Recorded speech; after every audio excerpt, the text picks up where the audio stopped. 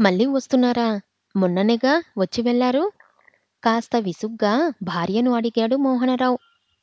పిల్లలకి సడన్‌గా స్కూల్‌కి 15 రోజులు సెలవిచ్చారంట. అల్లుడుగారు ఎలాగో వర్క్ ఫ్రమ్ హోమ్ పెట్టుకోవచ్చుగా. అందుకే ఇక అక్కడ ఎందుకు అని హైదరాబాద్ వచ్చేస్తానని స్వప్న చెప్పింది. ఇప్పటికిప్పుడు ట్రైన్ టికెట్లు దొరకవు కాబట్టి ఫ్లైట్‌లో వచ్చేస్తామన్నారు. చెప్పింది పద్మావతి. అంత ఆఘమేఘాల మీద ఫ్లైట్లో రావాల్సిన అర్జెంటు పనులిక్కడ ఏమున్నాయి?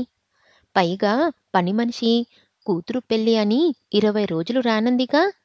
ఆ విషయం చెప్పావా? అడిగాడు మోహనరావు. విసుక్కోకండి. అలా చెబితే ఏం బాగుంటుంది? తాము రావడం అమ్మనాన్నలకు ఇష్టం లేదని అమ్మాయి అనుకోదు? రానియండి. వచ్చాక తెలుస్తుంది కదా. పనిమనిషి రావడం లేదని వంటామె కూడా చీటికి మాటికి మానేస్తుందని సర్ది చెప్పేందుకు పద్మావతి ప్రయత్నించింది. నీ స్పాండిలైటిస్‌కి ఫిజియోథెరపీ చేయించుకున్నావు కదా. కనీసం అదైనా చెప్పావా అమ్మాయికి? ప్రశ్నించాడు మోహనరావు నిష్ఠూరంగా.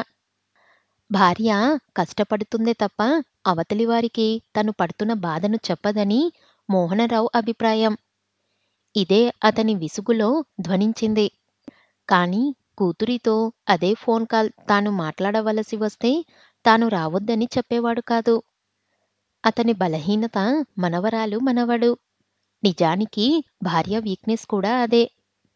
రానియండి. పుట్టింటికి కాకపోతే ఎక్కడికి వెళ్తుంది? ఎలాగో అలా సర్దుకుందాం. దానికి కష్టం సుఖం తెలుసుగా. తాను పూణేలో చేసుకునే వస్తుంది కదా. చెప్పింది పద్మావతి. కాని జరగబోయేది వేరని ఆమె మనసుకు తెలుసు. స్వప్నకు పెళ్ళై 10 ఏండ్లయింది. 2 పిల్లలు. అబ్బాయికి 6 ఏండ్లు. అమ్మాయికి 4 ఏండ్లు. అల్లుడు విఘ్నేష్ పూణేలో ఒక ఎంఎస్సిలో సాఫ్ట్‌వేర్ ఇంజినీరు. వాళ్ళది కూడా హైదరాబాదే. అందుకే పిల్లలకు సెలవిస్తే కూతురు, అల్లుడు హైదరాబాద్‌లో వాలిపోతారు. అక్కడ వరకు బాగానే ఉంది కానీ అసలు సమస్య ఒకే ఒక విషయం దగ్గర వస్తుంది. అది ఎదుటివారికి చిన్న సమస్యగా అనిపించవచ్చు. కానీ పద్మావతికి పెద్ద సమస్యే. దీనికి ఎప్పటికైనా పరిష్కారం దొరుకుతుందా అని ఆలోచిస్తున్నాడు మోహనరావు. పద్మావతి నిద్రలోకి జారుకుంది. ఆమెని చూస్తే మోహనరావుకు జాలి వేసింది. వచ్చే ఏడాది ఆమె 70వ పడికి చేరుతుంది. తనకు ఆమెకు 2 ఏండ్లు తేడా. 45 ఏండ్ల వైవాహిక జీవితంలో ఆమె సుఖపడిందే లేదు. తాను బ్యాంకులో ఉన్నంత హోదాలో ఉన్నందున తరచూ బదిలీలతోనే సర్వీస్‌లో ఎక్కువ భాగం గడిచిపోయింది. చోటు మారినప్పుడల్లా కొత్త సంసారం నిలదొక్కుకునేదాకా పద్మావతికి కష్టం తప్పేది కాదు. తాను పిల్లల స్కూలు, కాలేజీలు ఎంపిక చేసి చేర్పించిన తర్వాత ఇక అంతా ఆమెదే బాధ్యత. పిల్లల చదువులు పూర్తయి అబ్బాయి పెళ్లి చేశాక యూఎస్‌లో స్థిరపడ్డాడు. కూతురు, అల్లుడు దేశంలోనే ఉంటున్నారు. తాను రిటైరయ్యి 10 ఏండ్లయింది. కానీ ఈనాటికి ఆమెకు సుఖం లేదు. పిల్లల పెళ్ళిళ్ళు, పురుళ్ళు, తర్వాత వాళ్లకు పిల్లలకు సపోర్ట్ చేయడం ఈ పనులతోనే ఈ 10 ఏండ్లు గడిచిపోయాయి. ఇప్పుడిప్పుడే కాస్త వెలుసుబాటు వచ్చిందనుకుంటుంటే 2, 3 ఏండ్ల నుంచి ఈ సమస్య వచ్చి పడింది.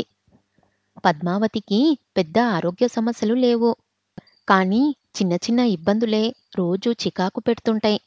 అవి బయటివారికి అంత పెద్దగా కనిపించవు. కానీ దగ్గరగా చూస్తున్న తనకు తెలుసు. ఆమెకు సుఖం లేదు. మరోసారి అనుకున్నాడు మోహనరావు. పద్మావతికి దుప్పటి కప్పుతూ. అమ్మా! నేను బ్యూటీ పార్లర్‌కి వెళ్ళొస్తాను. పిల్లలు నాన్న దగ్గర ఉన్నారు. రేపు నా ఫ్రెండ్ కొడుకు బర్త్‌డే ఉందిగా వెళ్ళాలి. ఈరోజు పార్లర్ పని పూర్తి చేసుకొనొస్తాను. వంటగదిలో ఉన్న పద్మావతికి చెప్పి స్వప్న బయటకు వెళ్ళిపోయింది. డ్రాయింగ్ రూంలో మనవరాలిని, మనవడ్ని ఎంగేజ్ చేస్తున్న మోహన్‌రావుకి ఈ మాటలు వినిపించి మనసు కలుక్కుమంది. ఈరోజు పనిమనిషి, వంటామె ఇద్దరూ రాలేదు. పద్మావతి కిచెన్లో సతమతమవుతుంది. తాను గమనిస్తున్నాడు.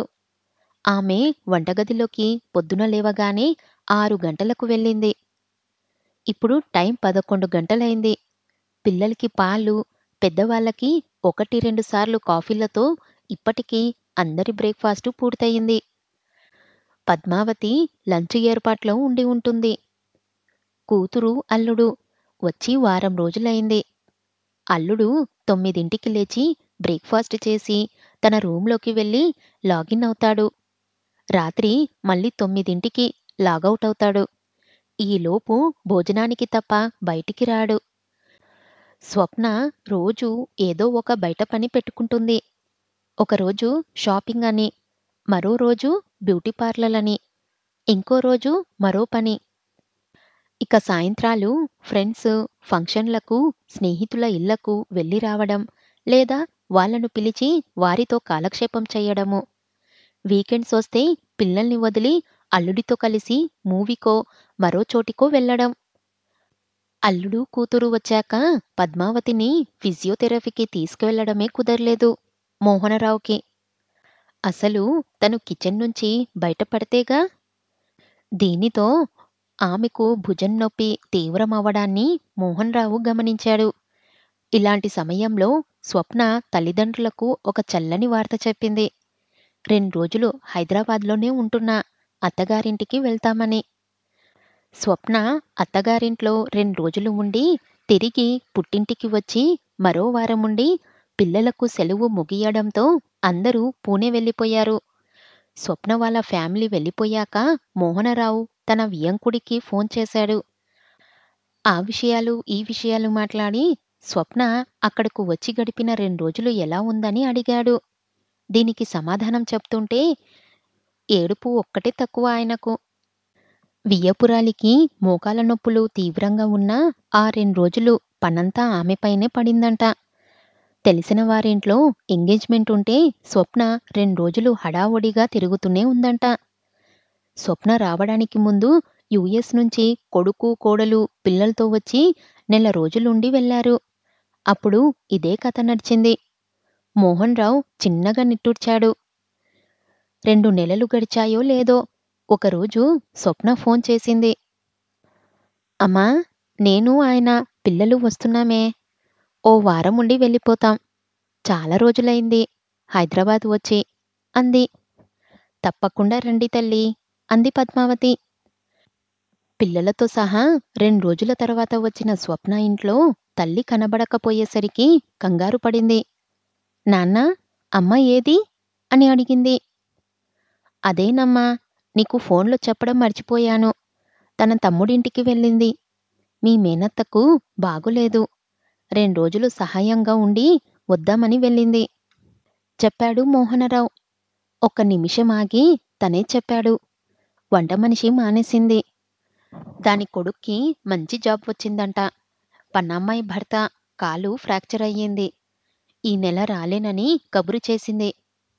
స్వప్న హతశురులయింది. ఇప్పుడెలా? ఫ్లైట్ టికెట్స్ చౌకగా వస్తున్నాయని వారం తర్వాత రిటర్న్ టికెట్స్తో కలిపి బుక్ చేయించుకున్నారు. ఇక తప్పక స్వప్న వంట వార్పు మొదలుపెట్టింది. 2 పూటల అందరికీ అన్నీ అమర్చడం తలప్రాణం తోకకు వచ్చినట్టుగా ఉంటుంది. 2 రోజుల తర్వాత పద్మావతి రాలేదు. మరో 2 రోజులు అంటూ వారం గడిచిపోయింది. ఈ వారం రోజులు స్వప్నకు ఊపిరి ఆడలేదు. 1 గంట కూడా బయటకు వెళ్ళలేకపోయింది. పని చేసి చేసి నడుం నొప్పి పట్టుకుంది. ఈ 10 ఏండ్లలో మొదటిసారిగా స్వప్నలో అమ్మ శ్రమ గురించిన ఆలోచన. ఇంత పనిని, ఇంత ఒత్తిడిని అమ్మ ఎలా తట్టుకుంటుంది? 40 ఏండ్లకు దగ్గరవుతున్న తానే భరించలేకపోతుందే. అలాంటిది 70 ఏండ్లకు దగ్గరైన అమ్మకు ఎంత కష్టం? పూణేలో తాను 2, 3 మనుషుల్ని పెట్టుకున్నందువల్ల ఎప్పుడూ ఈ బాధ అనుభవంలోకి రాలేదు అనుకుంది. ఆ తర్వాత 3 నెలల వరకు స్వప్న హైదరాబాదు ఛాయలకు రాలేదు. ఓ రోజు పద్మావతికి ఫోన్ చేసి, అమ్మా, పిల్లలు నిన్ను నాన్నను చూడాలని గొడవ చేస్తున్నారు అంది. దానికేముందమ్మా, సెలవులు చూసుకొని హైదరాబాదు రండి. మనస్ఫూర్తిగా పిలిచింది పద్మావతి. వద్దమ్మా, మీరే పూణే రండి. నువ్వు అక్కడ చేసుకొని అలసిపోయి ఉంటావు. ఓ నెల విశ్రాంతిగా ఉందురుగాని. ఇక్కడ మంచి ఫిజియోథెరపిస్టుని ఇంటికి వచ్చి చేసి వెళ్ళే ఏర్పాటు చేశాను అంది.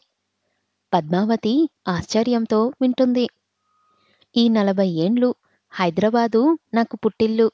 ఇక నుంచి మా ఇల్లే మీకు పుట్టిల్లు. కాదనకండి. అవతల నుంచి స్వప్నస్వరం జీరపోవడం పద్మావతి గుర్తించింది.